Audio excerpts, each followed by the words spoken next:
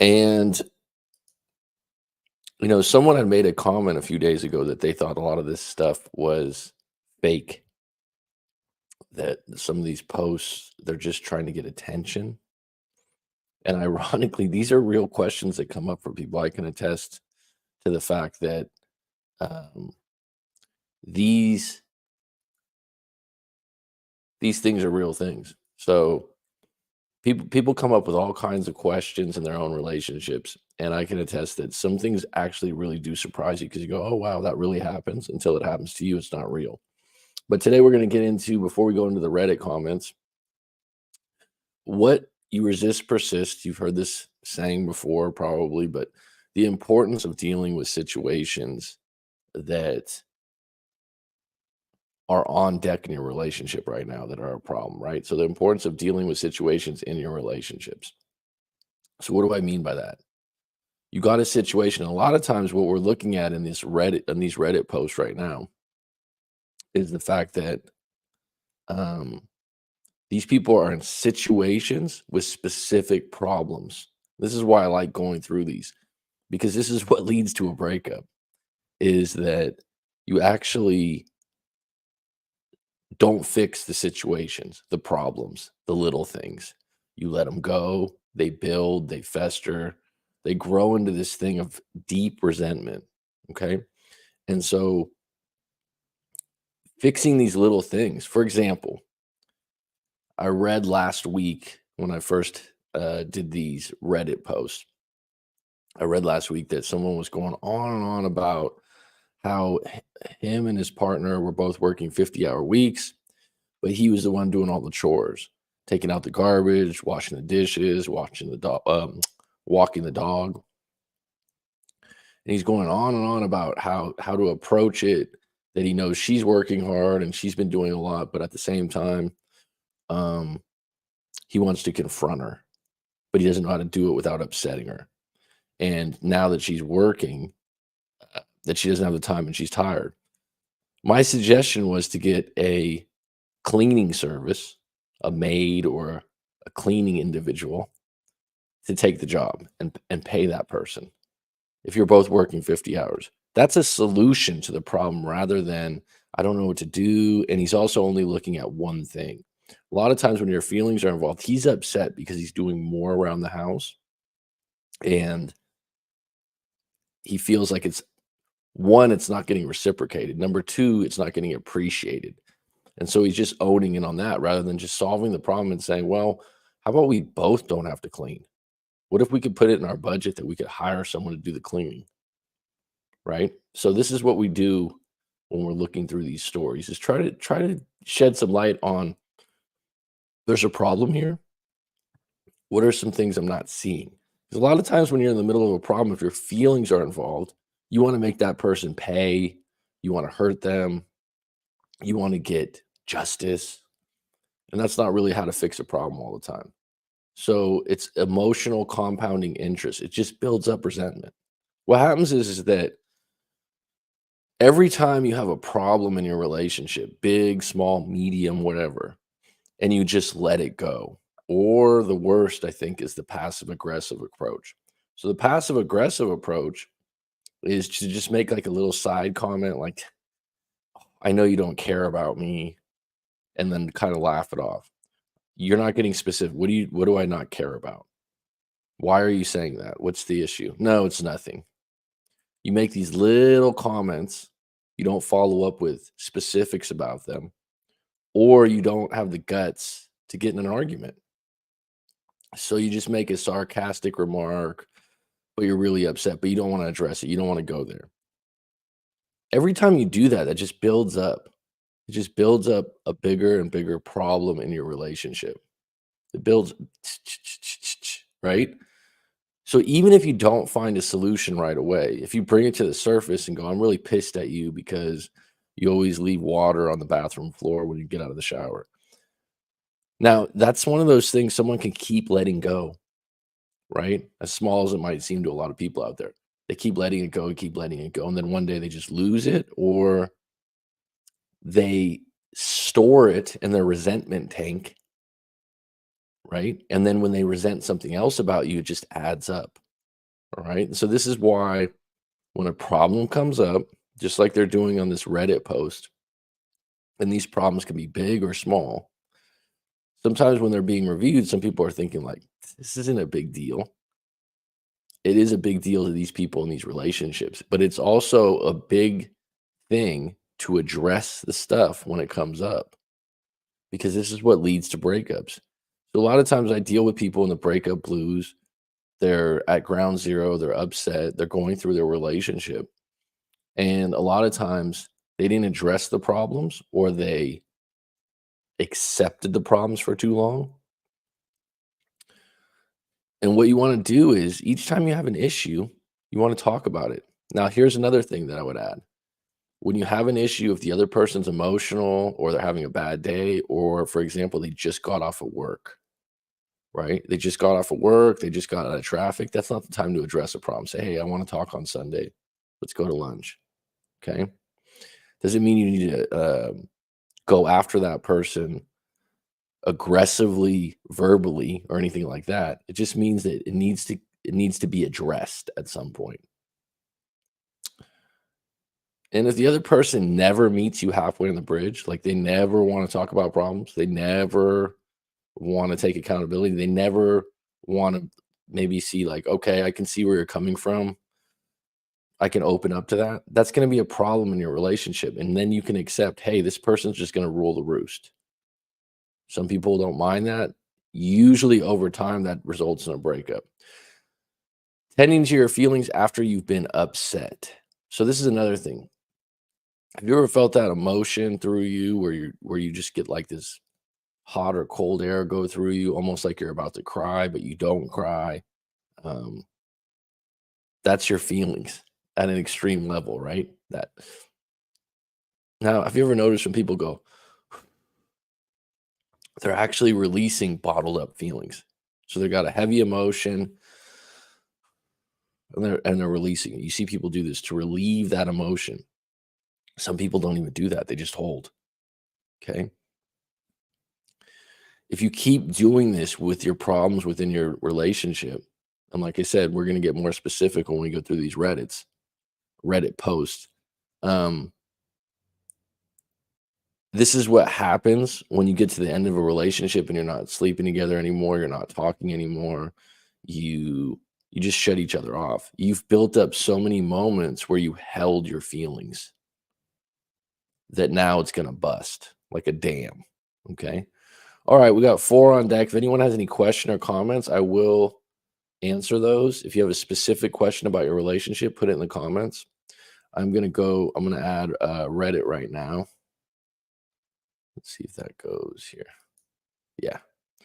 So we have a few questions to go through, and it was pretty interesting today. Like I said, someone said earlier they think that these aren't real. These, I could attest that nothing surprises me at this point. Relationships are intricate and unique. So this is a good one because this actually happens. My boyfriend, 36, admitted he thinks my sister is prettier than me. How do I overcome his comment? Great question.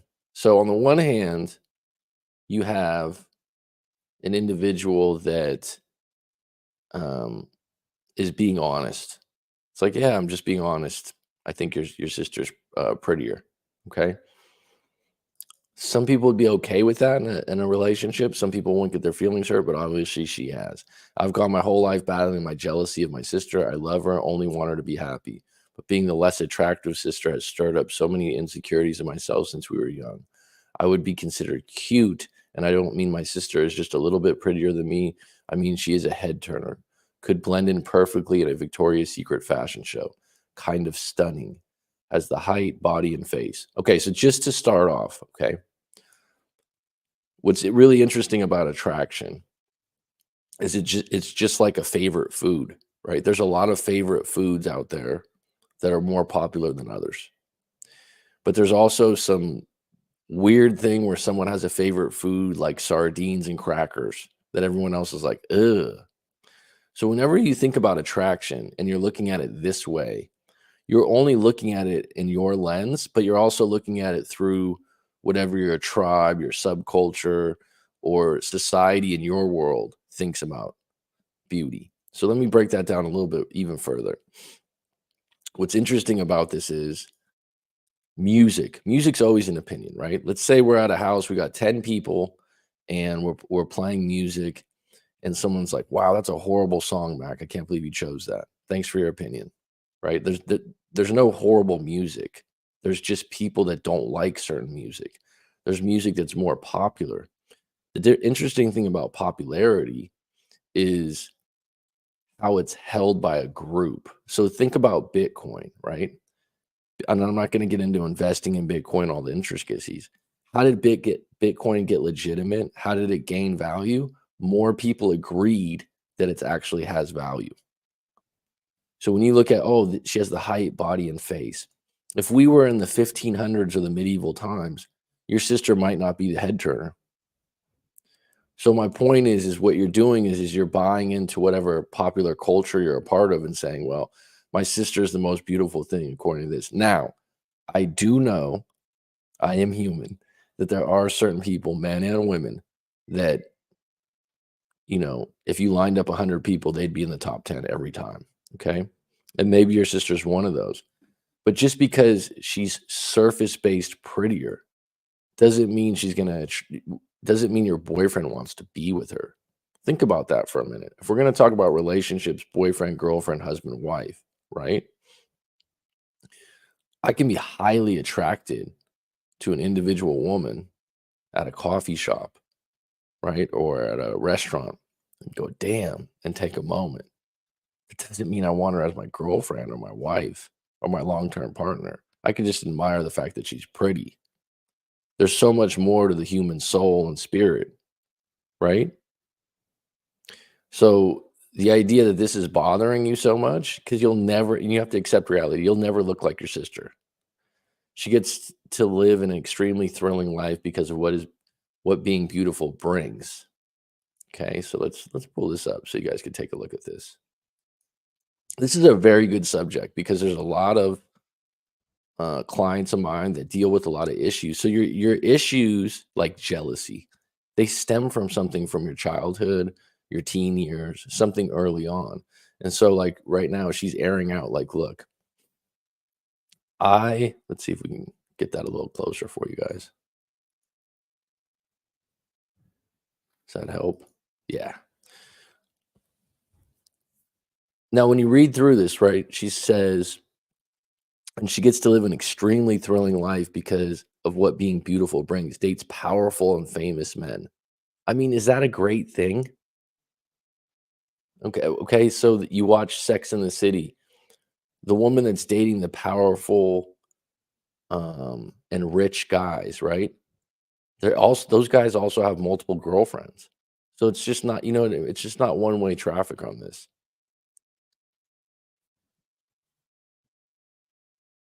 Dates powerful and famous men, gets spoiled with vehicles and luxuries. I don't think this is a good life. This sounds like a pretentious individual. And here's the thing about looks. There is an expiration date on them unless you want to take cheat codes and get, plastic surgery done. And if you want to do that, that's fine too. It's totally fine. But the idea that everyone finds her attractive, no, right now you're nailing it down to like because she's attractive, she gets rich and famous men. Is that on everyone's list? No.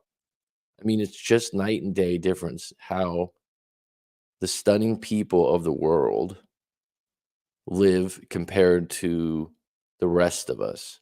Okay, so now you're making a huge generalization. Okay, and this is one of those things. There's plenty of people out there that are naturally good looking and they're teachers or they're parts of society that aren't glorious and they don't have a strikingly rich partner. So this is a generalization you've made. And it's almost movie based.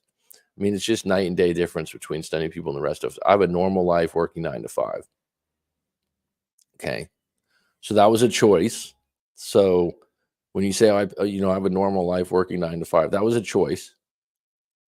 So you weren't, this isn't, this isn't something that you've been forced into. Growing up being compared to that and overlooked in every aspect to her has damaged my self-esteem beyond repair. We'll get therapy for it or coaching. I could help you with this with hypnosis. We could do a lot of different things. Now that you're aware of that it's the elephant in the room, you can deal with it. This isn't a life sentence. Now I love my boyfriend and he loves me, but he made a detrimental comment that I'm struggling to move past. We were out with a bunch of friends I was meeting for the first time, and everyone had been drinking. I was asked about my siblings, and at some point, my boyfriend loudly proclaimed, if you guys think so and so is pretty, you should see her sister." Okay, so all right, so I've had this in a coaching session before where it was a male. So it was a guy, and he was saying his brother was always the one. His brother was 6'5". He was 6'2".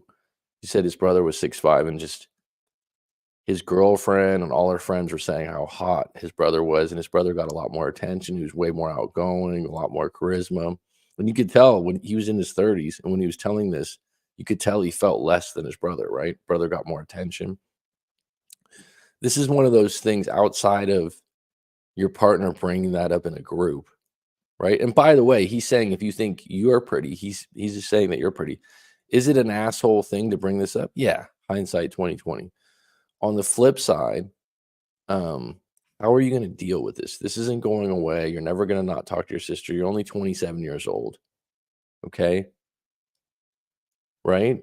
So, how are you going to deal with this? He's brought something to the surface that bothers you, and then began showing everyone at the table photos of her Instagram. And of course, everyone was in awe. I felt so. Here's the thing about photos. So, come on, guys. The idea that someone looks great in photos compared to real life, the thing about beauty and all that too, everyone can look not so good, right? They just woke up, they got a hangover, they're sick. No one looks their best all the time. It also takes a lot of work to look your best. You know, you need to get your hair cut. You need to be more meticulous with the way you do things. This idea that she just gets out of bed and she's just smoking hot, that's not the case, right? And you're 27, so I'm going to guess. Oh, no, your sister's 27, you're 29. You guys are both at your peak. It's a marathon life. So is beauty. Think about that. There's a lot of people that when you were in your high school, you run into them 10 years later and you're like, oh my God, what happened to Claire? Right? It can happen when someone's 27 to 20 to 39, 40. But bottom line, you have an issue with your sister. You have an issue with being jealous of her and her looks. That's a separate issue than your boyfriend right now mentioning, yeah, she's pretty too. So, and then began showing everyone the table photos of our Instagram. I felt so small and now knew my own boyfriend also found her more attractive than me. I brought it up afterward, and he, of course, backpedaled and said he didn't mean it that way, but it's been 2 months now, and the comment won't leave my mind. All right, so this is one of those things that I would probably just to get out of being stuck.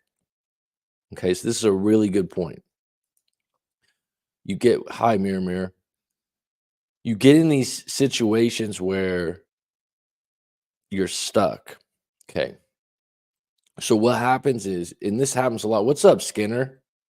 What happens is a lot of times when you're stuck, okay, on a topic, you feel like there's no way out of your perspective. Now think about that a moment. So just to go back, because we got 6 on deck if they didn't hear this story really quick. This individual, she's 29, her boyfriend 36, told a group of friends that her sister is prettier than her and started showing photos. The group at the table confirmed, oh yeah, the sister's prettier. Okay. Now her feelings are hurt. This is drawing up feelings from when she was young. She feels like, yeah, it's true. And her sister always gets this extra attention. But now if she's 29, right? She doesn't have to live with her sister anymore. She doesn't have to deal with it all the time. But it's a real problem. She's been triggered. Now she's stuck on the fact that her boyfriend actually aired this out in a group, and she's really upset. What she's doing is she's putting the situation under a microscope. And the microscope can only see my boyfriend offended me, hurt me. I can't believe he did this to me.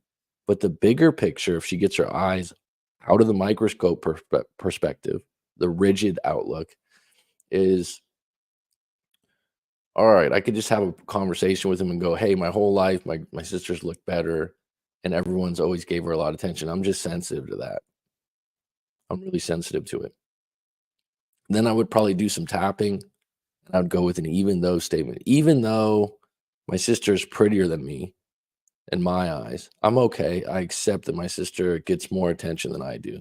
I accept that I get jealous about it. I know I'm doing the best I can, and I know I got a great boyfriend, is what she could say, right? And then she would tap through and say, I'm anxious. I'm jealous of my sister. I'm jealous of my sister. I'm jealous of my sister. For a long time, I've been jealous of my sister. What she's doing, why she's stuck, she can't accept that she's jealous. Now, when you go through this tapping method that I'm talking about, all you're doing is you're just telling yourself to accept that it's true.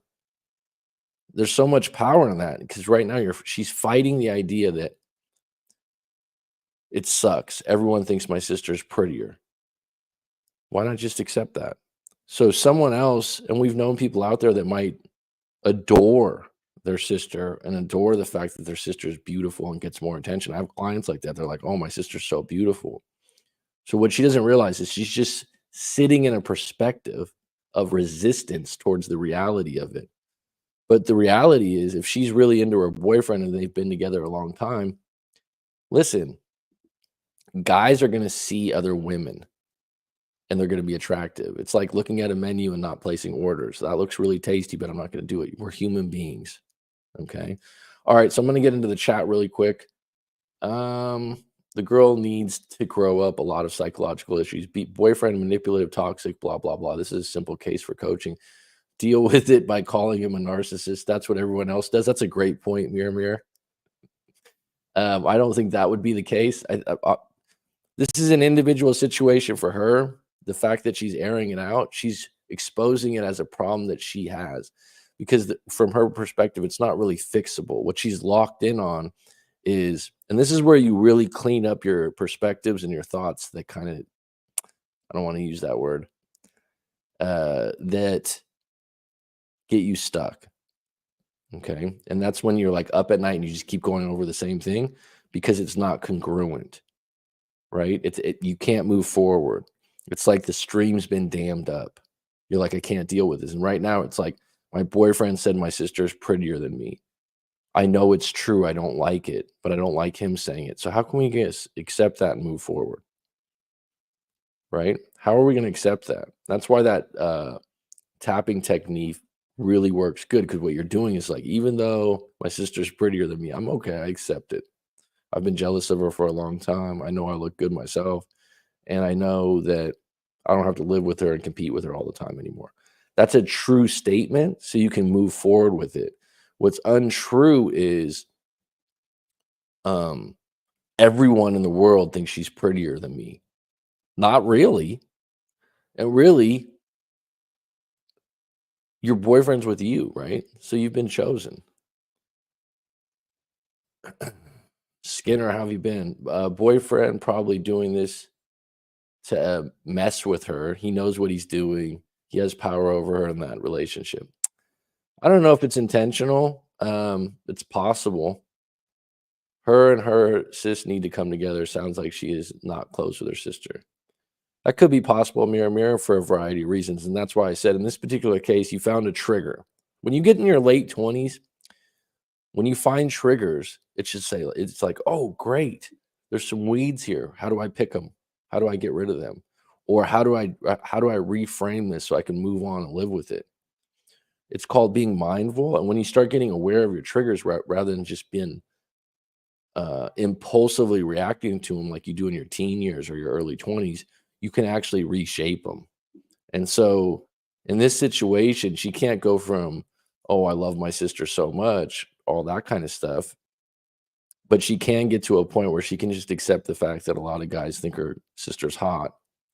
But she's still pretty good looking. She's got other things going for her. And this idea that her sister has all these, this is a really good way to look at it too. And this is because I'm a little bit older, right? She's in her late 20s. I'm in my early 40s.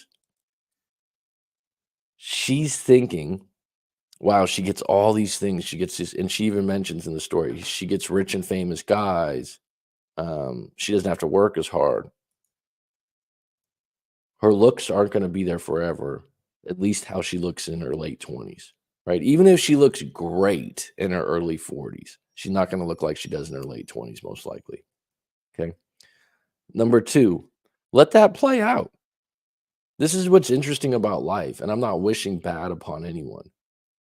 Where someone is now, where they're at 5 years ago, we don't know where things are going to end up. And I've been in a situation in my life where I thought a friend or a family, I'm like, damn, they're so lucky. They got this, they got a great job, they got a house. Something happens and their whole life changes and they're not lucky anymore. And so that's not something you wish upon them. I'm just saying that the outcome that you're like, oh, this person's going to live happily ever after because someone passed photos around and everyone thought they were better looking than you. When you look at it like that, it's like, what? All right, so let's get to some other stories in here. Good to hear from you, Skinner. And beyond this, if boyfriend looks at her sister, imagine how he looks at other girls. Well, here's what I would say about men looking at other women when they have a girlfriend. Whether they show it or they don't, they're looking. Okay. So it's just human nature. The guy isn't massively in love with his girlfriend or his wife, and some good looking woman that he finds good looking on his level of attraction. Does he need to look down the street and stare? No, maybe that's a bit extreme. But if his girlfriend doesn't care if he looks, then it doesn't matter.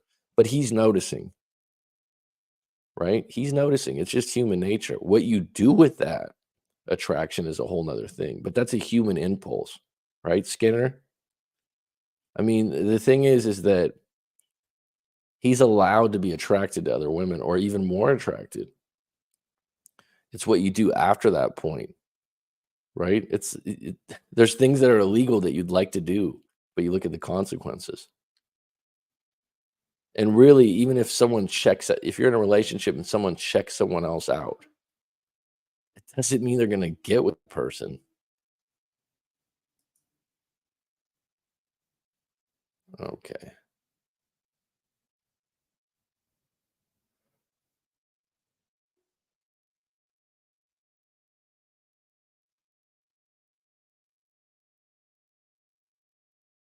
So just some of the comments, and not only that, why is he so comfortable showing off this woman who is only his girlfriend? Okay, so this is great.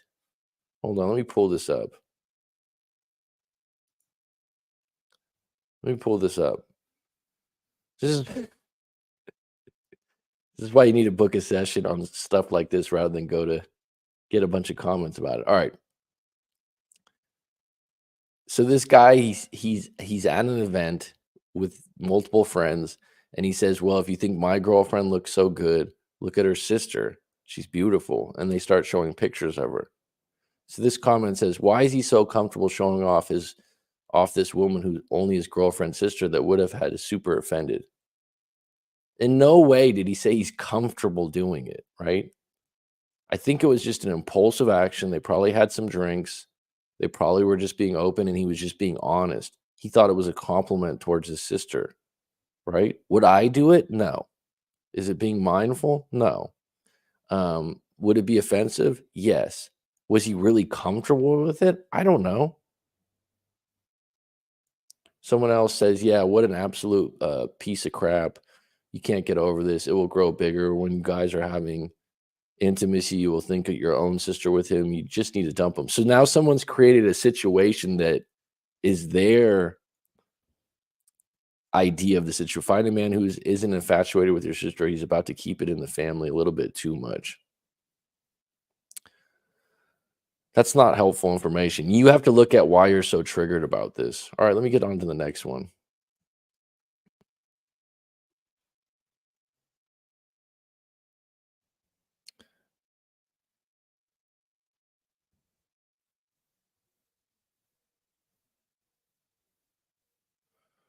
After I saw, let's see here. No violence. Lady slap playful when husband ogles is fine. Let's see here.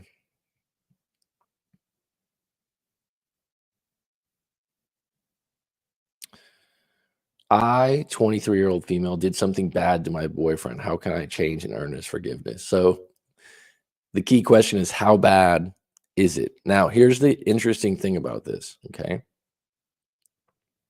Okay. So it's not too long. I've learned my lesson on these Reddit posts to not choose the ones that are ultra long and ongoing. So just off the bat, okay. So you see a title like this, did something bad to my boyfriend. So the level of what you did bad. So right now we're looking at this. The level of what you did bad is on a scale of 1 to 10, how bad to you? So let's say it was emotional cheating. I haven't read this yet. Okay. Let's say it was emotional cheating. And to you, emotional cheating isn't that bad a thing because there was no penetration, there was no hookup. Okay, fine. So on a level of, let's say that this woman, what's up, Pioneer Caddy? How you doing? Let's say that this woman um emotionally cheated, which means she sent a text to a guy friend and told him he looked really good and misses hanging out with him, whatever it was. Okay, let's get off the pettiness. To her, that on a scale of 1 to 10 was like a 2 as far as doing something bad to her boyfriend. Now her boyfriend can take that text and go, that's a fucking 10, right? Like what you did was a 10. So it's perspective. So first things first, you got to know what your partner accepts and doesn't accept or looks at as a really bad thing. So let's get into it really quick on I did something bad to my boyfriend. How can I change and earn his forgiveness? My boyfriend and I have been together. Let me pull this up for you guys so you guys can take a look here. My boyfriend and I have been together for 2 years. This November would be our 3rd year together. My boyfriend has a gallery full of Reddit nudes of online girls. I think there's about 500 plus, so most of them are solo girls pleasuring themselves. Okay, so that's something you either accept or you don't accept. For a year now, I've been able to control myself and keep checking his following, his gallery, what he downloaded on which day, and what I would get upset. I'm not the most attractive. I'm chubby. And so seeing all that makes me feel very miserable. So here's the thing. You're accepting it, but you're saying, oh, I got to control myself. This situation going to erupt at some point. So you're holding it in because you're insecure. You don't feel like you look good enough to deserve him. But what he's doing to you is a complete no. Okay. We'll just establish that. That's an observation. That isn't my feelings involved. He has reassured me that he's just looking and it's just a fantasy, which I don't understand, nor do I try to understand. So in that case, if you don't understand and you're not going to try to understand, um, it's inevitable that you're going to break up or you're going to suffer. Those are your 2 choices. Okay. And I would say breaking up, you'd feel the suffering in the beginning, but then there's the promised land of realizing, wait a minute, I didn't need to take all that shit. He has nothing to hide. So he saves them in his phone, which I can access. I did something bad, which I deleted his Reddit folder and it's in his gallery that had 500 photos and videos in the heat of the moment. Our relationships were already shaky and we kept fighting. Yesterday was the last straw to him. I promised a week before that I won't check his gallery, but I broke it again and again and did it behind his back while he was sleeping. I don't know how to change as I do try to remind myself every day. I read notes or reminders every single day. Okay, so this is one of those things. You had a problem with him keeping photos of other women and videos, but you told him you let it go, right? And then you got to a point, instead of confronting him or telling him that you're willing to break up over it, you deleted it, and now you feel somehow guilty about that. We'll circle back to this. I know what I did was wrong, and I'm so angry with the fact that I can't change. The fact I needed to check and delete them. I want to ask for help, but psychiatrists here are so expensive. I went to a psychologist for a while, but I'm just getting progressively worse. How do I change when I've tried everything I can, but at the moment I am unable to control myself? So I don't know. I don't know what state or area you live in, but what I would look at instead of going to a psychiatrist is maybe a licensed social worker who could then look at places that you could get some help or therapy. Because therapy is not necessarily a psychiatrist. And I'm not even sure that you're crazy. What you're doing is you're just accepting something out of your insecurities for how you look. You're in a relationship where you feel like you're not good enough. Okay, let's be honest. And that's why you're accepting something that you don't accept internally. So think about that a minute. You're saying, like, yeah, he has all these photos of other women and videos in a file. And by the way, there's some women that would go, oh, that's just in your phone. That's fine. Some people would accept it, someone.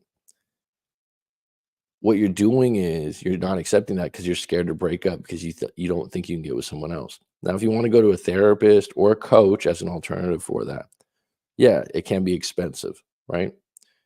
On the flip side, if you can go see someone and they can help you out with this problem that's, I don't know, taking 6 hours of your day, really bothering you, then it might be worth it. But the flip side, like I said, maybe go to a licensed social worker and see if you can get some therapy for free, depending on where you live in the world.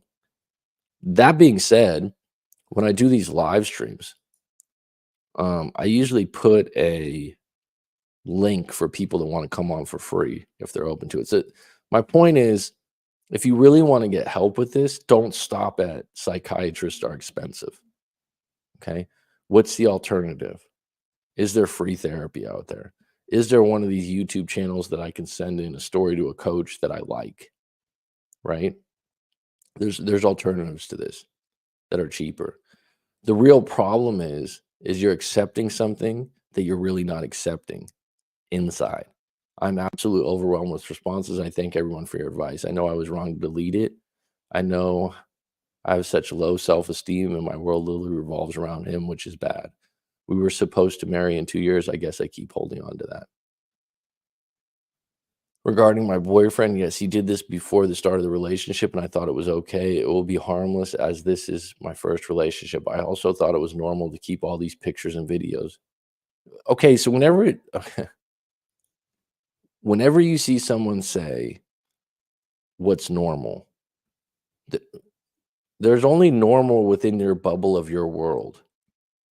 Okay. And where you get your normalness from is that in the old days, your normalness would come from the church or the religion you followed and the people that you spent the most time with.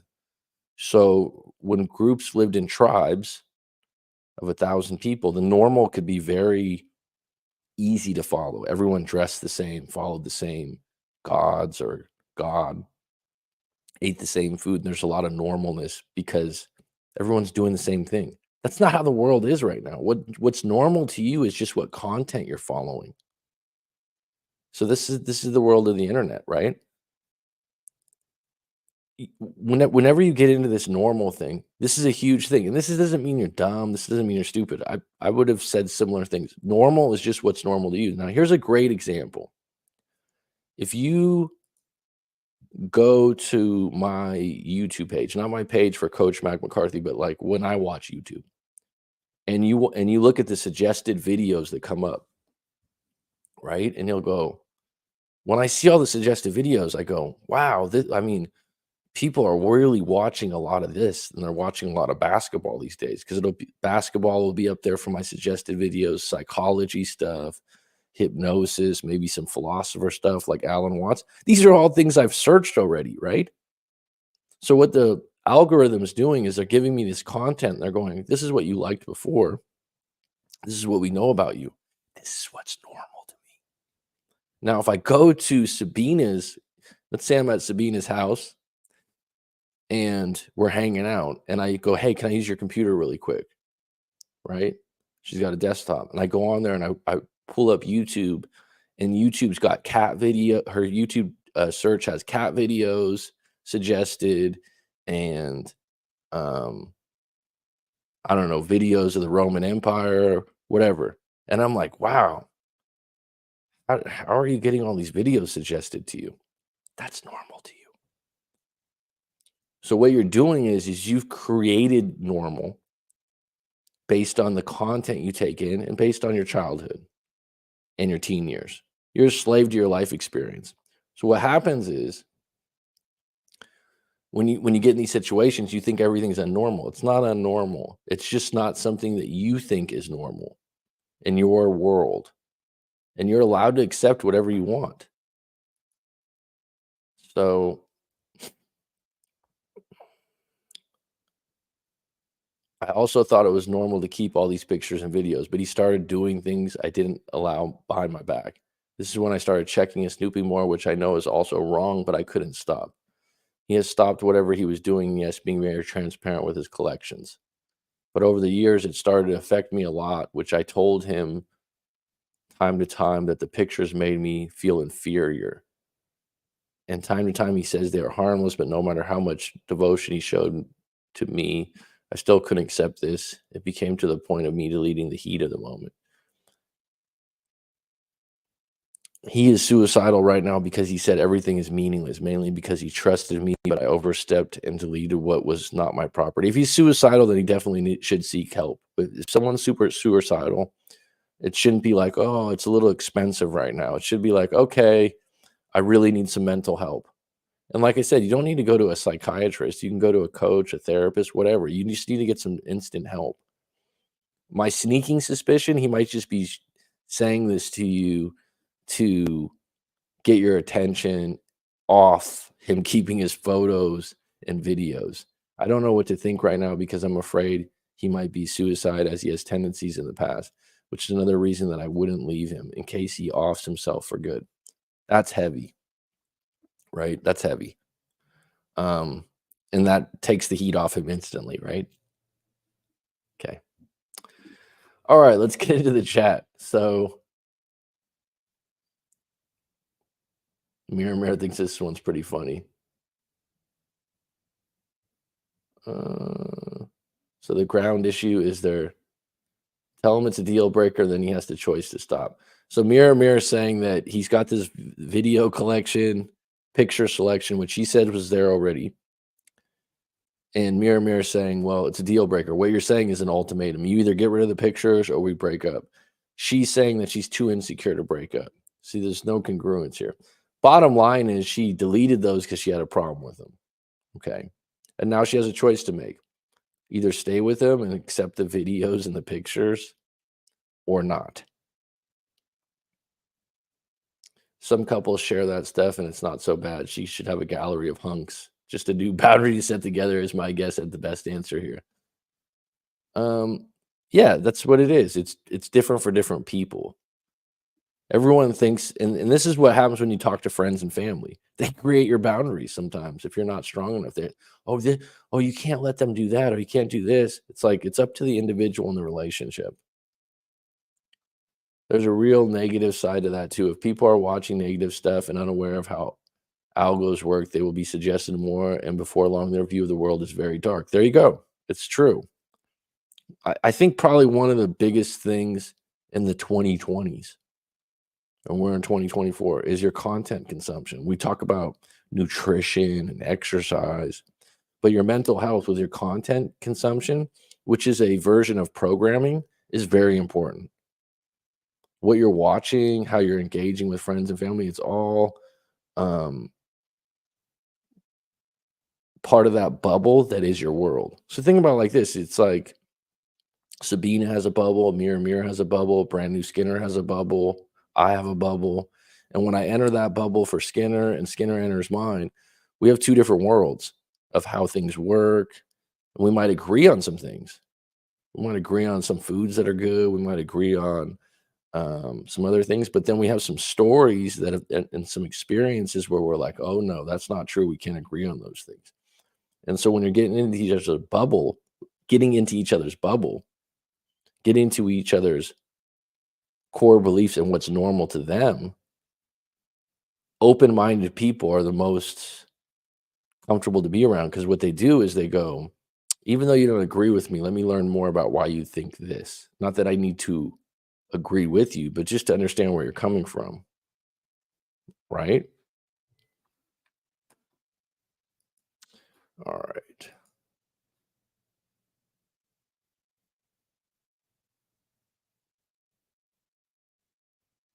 Let's take a look at this one.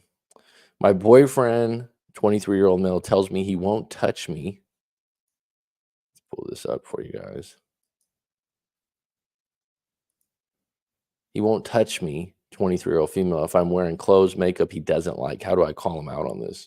This is a great question. This actually comes up in relationships with younger people a lot in their 20s. This guy sounds and seems controlling, but the more you accept it, the more he's going to dig into it. Okay. So we have been together for 3 years, and from the very beginning, he has always been critical of the way I dressed and the makeup he used. Okay. First of all, if you've been accepting it for 3 years, he's probably not going to change. And even if you don't like it, you're probably not going to change because you're familiar with what's wrong or right. Okay. Whether I think it's wrong or right or not, it's doesn't make any difference. Surface-based suggestions to habitual behavior don't usually work. Consequences to habitual behavior are probably the biggest thing that change habits. Okay. And he's habitual in the fact that you're saying that anytime you wear makeup or wear certain clothes, he's going to get upset. He hates anything with chemicals or synthetic substances in it, but I just wear clothes I can afford and also like, and more importantly, I don't even wear makeup. I just like to moisturize because my skin is dry and apply to the thinnest layer of eyeliner. That's all. So even here in this short little paragraph, you're pleading your case, right? And there's women out there screaming like, "Oh my God, get out of this relationship." You have to plead your case of putting on eyeliner. But he prevents me from doing it in extreme ways, like threatening to break up or saying he won't touch me till I remove it. Okay. To many people reading this or seeing this, it sounds horrible. But you've been accepting it for 3 years. Why? Would be my first question. You're scared to break up, right? So what you're doing is you got a few different paths here. This is what you're not seeing. The reality is you're in the jail cell, but you got the key in your pocket, right? You feel like, oh, if I break up, it's the end of the world. But let's just talk about what would open up for you, right? So what you need to do is entertain. If I broke up, got my dignity back, and it wouldn't even be a stand to the sense that you you want to wear makeup more than you want the relationship. I think that's the way you're putting it to yourself. But if you're with someone for 3 years, this controlling behavior is going to get worse. And what he's doing is he's using a breakup as leverage. So what happens is that it's like, okay, I want to win the argument. I'll just say I'll break up with you and then I win. People that do that, I call it kneecap theory. It's going for a cheap shot. Okay. And if you bite into that, they'll use it on you every time to get their way. It's extremely immature and selfish. And it's also what they're saying is like, if I want to win, I'll just say the most scary thing to you. And what's harsh about this is if you give them, if you go one day, you just go, you know what, let's just break up then. I'm tired of this controlling behavior.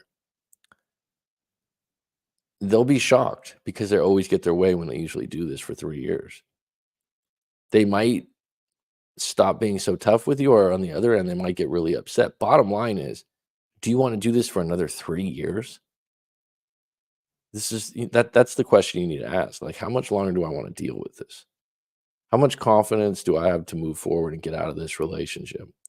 This obviously upset me because I'm quite insecure of the way I look. That eyeliner gives me a little confidence. But every time we go out, he points out to girls he finds pretty and they are always wearing makeup. And the few times he's called me beautiful, I had makeup on too that he wasn't aware of. Him stopping me from wanting to look pretty leaves me feeling even uglier, almost like I don't deserve to try since I can't change anything. So this is individually, you have some insecurity about your looks. He's digging into that. The idea that he's pointing out other women that he finds prettier that wear makeup is a bit twisted. And to the outside people are just like, just break up. You've been together 3 years. You've been buying into this for a long time. If you were to break up, this would be one of those situations where you probably would just when you break up, you have to move. You have to move away from this individual, cut them off on all social media, and rebuild yourself. And at 23, you got plenty of time.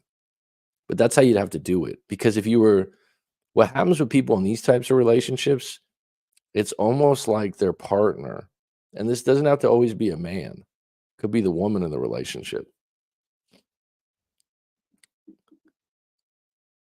They know how to puppet string you. He's identified buttons that he can push that get results every time. So if you push back on the makeup or the eyeliner and he goes, "Well, I'll just break up with you." He's built this whole case, right? And then the conversation stops, and you go, "Well, I don't want to break up." The obstacle is the way. And so if you just continue to accept this behavior, it's just going to be the same thing over and over again. And the problem with it is that you get progressively weaker as you let it go. All right, let's check into the chat real quick. If anyone has any questions, we got 7 on deck. Any questions about your personal relationships, or your problems, or any situationship you're in right now, if you want me to shed some light on it. A lot of times,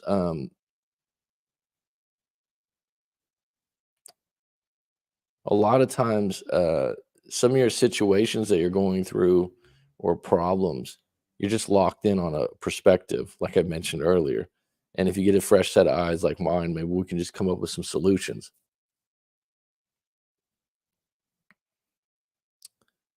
There is a real negative side to that too. If people are watching negative stuff and unaware of how the algos work, okay, we read that already. Sabina's got military things and cats. What a combination. See, that's my point. If someone went to your YouTube, they go, "Wow, this is really unnormal. Why is there so many military things and cats?" It's a really good way to look at that too, right? Because so many people search YouTube, and if you go on their homepage or whatever you'd call it, and you look at their searches, you're like, "Wow, I didn't even know YouTube had videos about military things and cats like this." On YouTube, you stop this, turn watch history off. And then we have to search for what we want rather than what's suggested.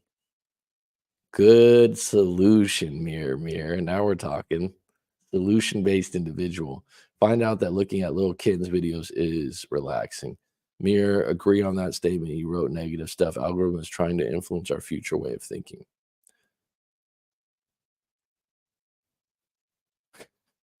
The combination of military people surprise you, right? Like sometimes you're into military things and cats. I bet there's some Discord out there for you. All right, let's do one more story here.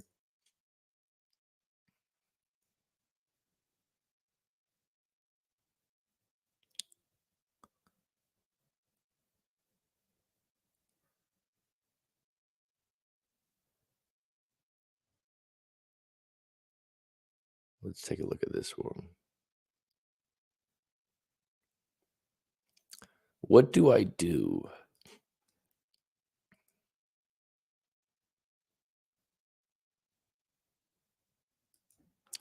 What do I do? Female 43, husband 44.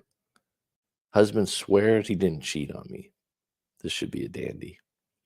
We've been married 9 years. I know this to be true even if he did end up cheating on me last night. My husband, we'll just say Ben, doesn't have many friends at all, and lately he's been hanging out with a coworker named Al, who was recently divorced. You always know it's a fake name if it's short, right? I've never had any problems with their relationship, which has generally consisted of, at most, a couple of drinks and coming home before 12. Our relationship has been up until now, one of complete trust. I'll stick to just the facts from last night. So I like this Reddit thing because it shows you how, and this is why on writemac.com, my website, I always like people to write out their situation because you can learn a lot by the way someone writes this. So I'll just start out with the facts. Not everyone does that. Someone starts out with their feelings. Some people start out with accusations. This is a good way to start. It's a good way to present it. I'm at home watching Disney Plus, followed by bed. Ben is hanging out with Al at a dive bar. They moved the party over to the strip club. We've never had a discussion about it. If either of us find strip clubs disrespectful to the other, This is a gray hour. However, staying out late is solo. This late solo on a Tuesday is not something he's ever done before. They Uber to Al's house, Ben says, with only the two of them in the vehicle. Okay, so just to start, th- the problem is Al's recently divorced, and this is his good friend.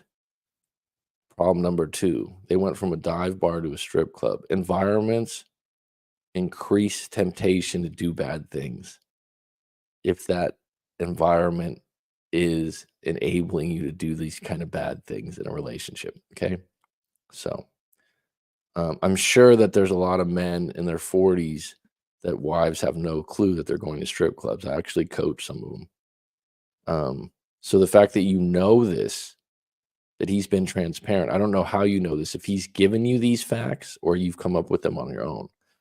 I would hope that he gave them to you because that would be factual in the sense that it's a primary source.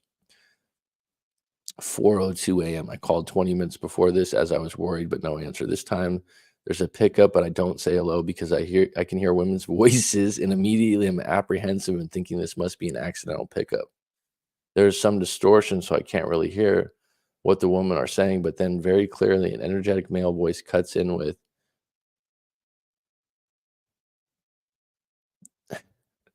"This dick isn't going to suck itself." Woman's voice again, followed by eventual hang up on the other end.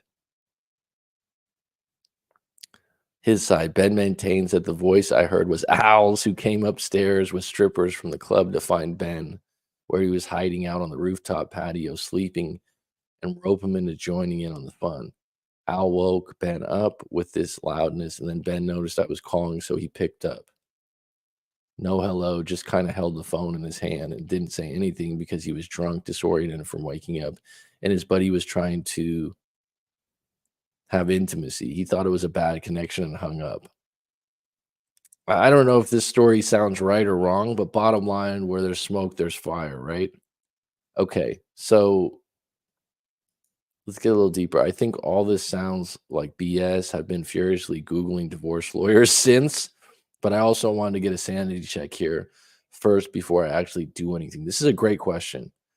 I can't ask anybody in my life because my friends and family will probably get as far as him going to a strip club and make a judgment and then and there. East Asians? What does that mean? Ben is white and thinks strip clubs are not a big deal. What's the East Asian thing? I was so sure at the time. Oh, your family are East Asians? Is that maybe what it is? I was so sure at the time, but now in the cold light of the day, I can't say for certain the voice was Ben's as opposed to Al's, whom I've never actually met. I got a great answer for this. Ben is a huge nerd whose passions include Star Wars and wildlife photography. He doesn't really exude come please me energy, and while he admits he made a lot of bad choices last night, he vehement ve I'm not even gonna say the word. Maintains he never cheated, could never cheat, loves me. He let me go through his phone, but he is a technologist, and I wouldn't find anything if he didn't want me to. So I asked if he would be okay if I put a tracking app on his phone and forbid him from seeing Al anymore. He agreed with no hint of protest, and he hates being ordered around. Okay, so this is great. Okay, so this is really good. We need to take you out. You need to take me out for where? Um, this is good. So Ben, her husband, who's in his 40s, sounds like he made a mistake. He's hanging out with a friend. It's not in his character to do these things. She knows that because she's been with him for a long time and he's never done anything like this before. So this is kind of one of those first offense things. Secondly, the results of it, Ben feels bad. He's sorry. He's 100% sorry. He's also going out of his way to show you his phone. He's going through the story. You're saying this is not in his um, character. So right now, what you have to do is make a judgment call and say, do I believe him? There's a possibility that there was some funny business that went on. There's a possibility that he maybe did cheat. Can I forgive him and believe that this won't happen again? Now, this is called giving the benefit of the doubt, and there's no sure answer here. But what there is probably you're going to be pissed for the next 3 months, 5 months, but that'll slowly dissipate or evaporate with more positive interactions, and it might bring you two closer because it sounds like he's extremely sorry. And the main thing here is if you do take him back, I wouldn't tell your friends and family, is that if it happens again, then you have real consequences. So this is a choice you make. Now, some people out there are like, no, it's a no-no. You were out this late. I don't believe you. I can't forgive you. And I have a strict boundary on that. It's up to you. If you're in your early 40s, you've been together a long time, this is completely out of character, then you have a right to give him the benefit of the doubt. Say, hey, you're in trouble. You're grounded for a month. And if he's not going to hang out with that guy again and he agrees to that, right? If he agrees to, I'll never hang out with that guy again and sticks to that, that's probably one of the problems. Because before him hanging out with this guy, there wasn't a problem, right? So you fix the problems. He's being accountable. I've had this debate before on the live streams before where people are like, oh, cheating's not a mistake. It's not a mistake. It can be if there's drinking involved, right? It can be if it's completely out of the person's character. There can be some circumstances. It can be if the person's completely and utterly sorry the next day and says they won't do it again. If someone repeatedly does it and lies about it, that's a totally different ball game. If someone repeatedly does it and says sorry but doesn't mean it with any kind of actions, that's a different ball game. What's up, Miguel Coronado? You changed your picture, my friend. 10K soon. We should throw a party. So we can't get together with suspicious minds. We can't go on together with suspicious minds. I love that part, Mac. Write your story so clients can write a story.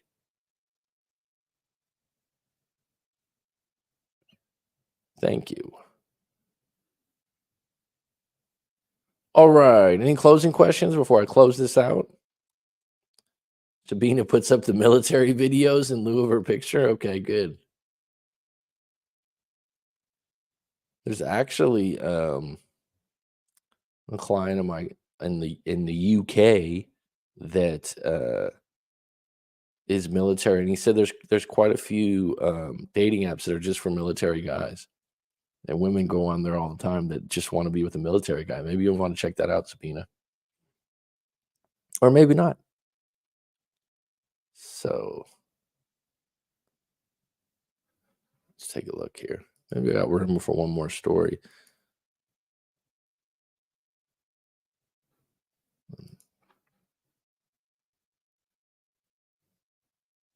No? Okay. Surprised how detailed these Reddit posts are.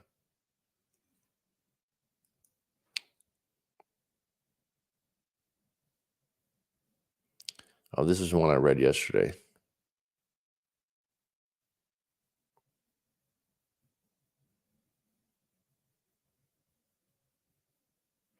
This is a really good question. How can I'm a doormat to my wife?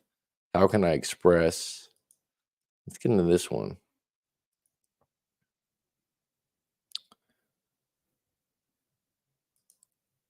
I'm a doormat to my wife. How can I express disagreement without upsetting her? Wife and I have been together for 20 years, married for 15, 3 kids, 14 to 9. Got it. Great details here. A few years ago, we were on the verge of divorce. But she was diagnosed with a degenerative disability that more or less puts things into panic mode and restructured our entire dynamic. We've been working with counselors, individual and marriage, off and on, trying to fix things however we can. I think that's great. The fact that you've been married 20 years, married 15, but together for 20 years, and you got 3 kids. You got 3 kids, 9 to 19. That means that you got a real reason to fight for the relationship, okay? And those kids still have a lot of growing up to do, and they need both of their parents. So what you're doing is very admirable. Okay, whether it works out or not, whether there's a lot of struggles in it, um, discounts the fact that you have a concrete reason or three with those kids to try to make this work. And I would add, if she's got a degenerative disability that more or less puts things into a panic mode, um, this isn't ideal. It's not easy, but this is partly what marriage is, right? Someone needs to sacrifice. It's till death do us part. But when you have three kids, if you end up getting divorced from this woman and she's got all these issues, how's this going to work out for your kids? Right. So there's a bigger picture here. There's a lot of sacrifice on your end. The big sticking point that we keep coming back to is that I'm a doormat. I was raised by extremely controlling parents who modeled a terrible relationship. I'm a classic conflict avoider. Well, let me just say this. There's some truth to that, and the fact that you learn that from your parents, I'm with you, and the fact that you're realizing all this is good at 43. Stop, and do you like it or not like it? There's a lot of men that are conflict avoiders, and they didn't even have a terrible model of a relationship. And I'll tell you why they're conflict avoiders. Because they don't want to get in an argument with their wife or girlfriend about feeling based things when they're way more logical. And so they just stop wanting to fight. And they just go, it's not worth it because you're not going to hear my point of view. So this is actually more common than you think. And you're in America, and the guys, you've been married for 15 years, been together 20 years. You're at a point in your 40s that you might just be checked out and just go, you know what? Let's just get the kids to 18. That's your finish line, rather than let's improve our marriage and start loving each other the way we used to. And if that's your finish line, that's completely fine. It took me a lot to work to even be able to understand the concept of boundaries, and I still don't know how to implement them. The whole idea of boundaries is completely foreign to me. So here's the thing.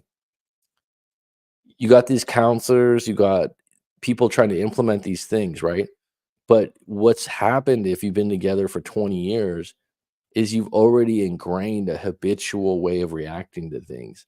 And so you can't just stop cold turkey. And your wife probably likes that you're a doormat. It's congruent with who she is, right?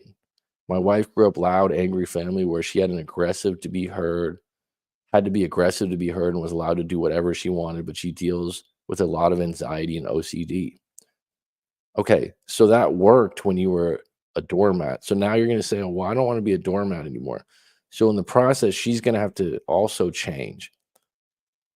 Otherwise, the relationship's just not going to work. So if you change and she doesn't, then it won't work, because if you stand up for yourself and she's aggressive and she's not used to this, she might break up with you or make the situation worse. Just created a weird power imbalance for most of our marriage. If we disagreed, I'd back down almost immediately. On the rare occasions when I felt strongly enough about something to hold my ground for a while, she would eventually break down in tears and would give in to avoid being the bad guy. Very rarely did we compromise, usually on big purchases. Okay, so you're saying on purchases, which is money, you would compromise. And this is a problem area. All right, so you've identified that. To avoid conflicts, I usually gave her what she wanted and just wouldn't tell her about the things I wanted or didn't want. This has led to a lot of resentment on both sides. The big thing our marriage counselor stressed recently was that I shouldn't be concerned about how my life will react if how my wife will react if I disagree. If she's going to be angry, that's her problem, not mine. Wow, harder to do than to easy to give that advice, right? Because like, what's the boundary of angry, right? That seemed logical and fine in the session, but I'm finding that I have no idea what that actually means in practice. That's a great reaction. For example, last night she asked if I could take the kids somewhere after school next week.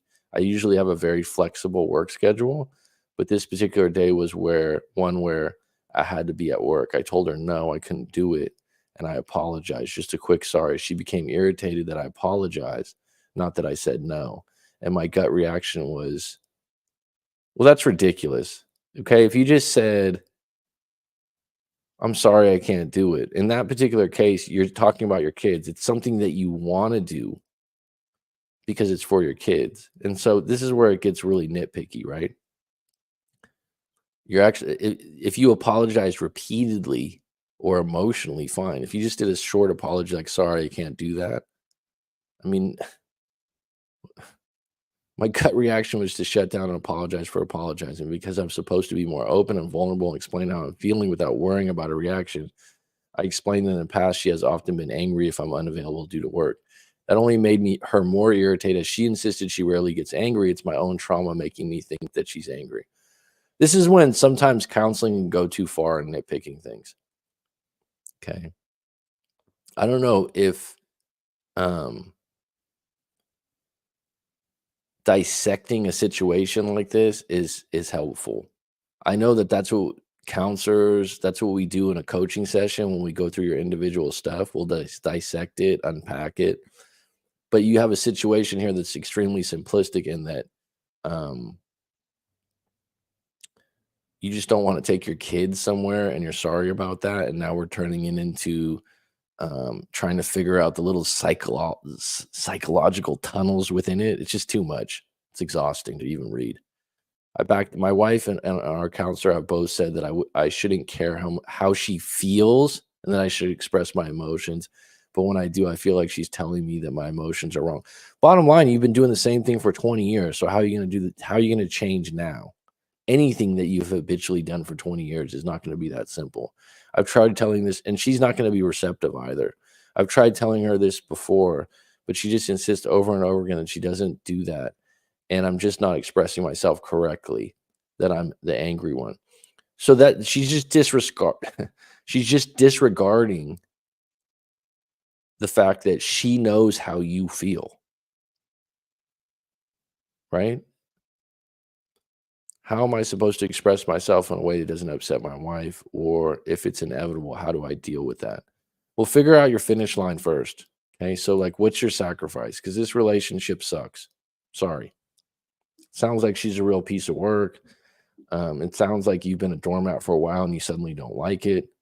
You're in your early 40s. You got 3 kids, 9 to 14. That's your finish line. All right. If we are going to get a divorce, we're going to wait till the 9-year old gets to 18. Okay, some people do this. So now you have a finish line. Like, I'm in this. I'm in it. I'm going to tell you straight up. If you guys have been doing this for 20 years and there's not a lot of consequences, she's going to react the way she's always reacted. And it also, she has more power in the relationship, right? She cares less and she gets her way more often, right?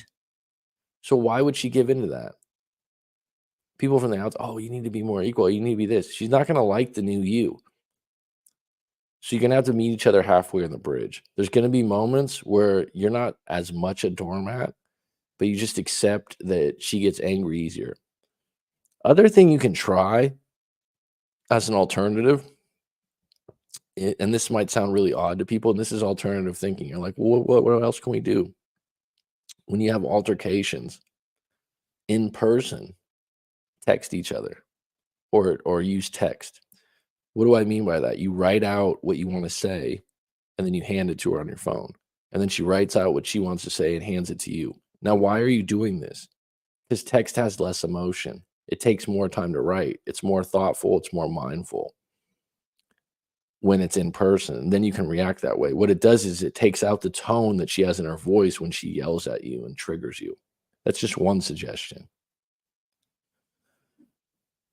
The other idea to this is to come up with more of a plan of how you're gonna react or deal with the anxiety you have afterwards of actually sharing your feelings, and for that, I'd probably do hypnosis or EFT tapping.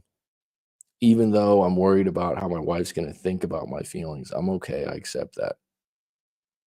I know I'm getting better and better, I know my feelings count, I know that this is better for our relationship, and then you go through the tapping. Alright, folks, let me go through the, chat real quick, it's gonna be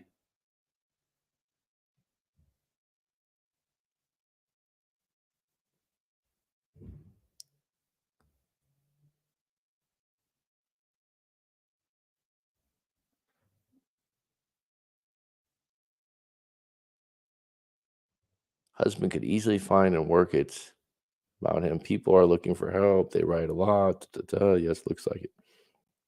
I assume it because they know people with different backgrounds can read and help them with an issue. He is scared she will leave him if he sticks up for himself. What will happen is she will leave him if he does not. Jeez.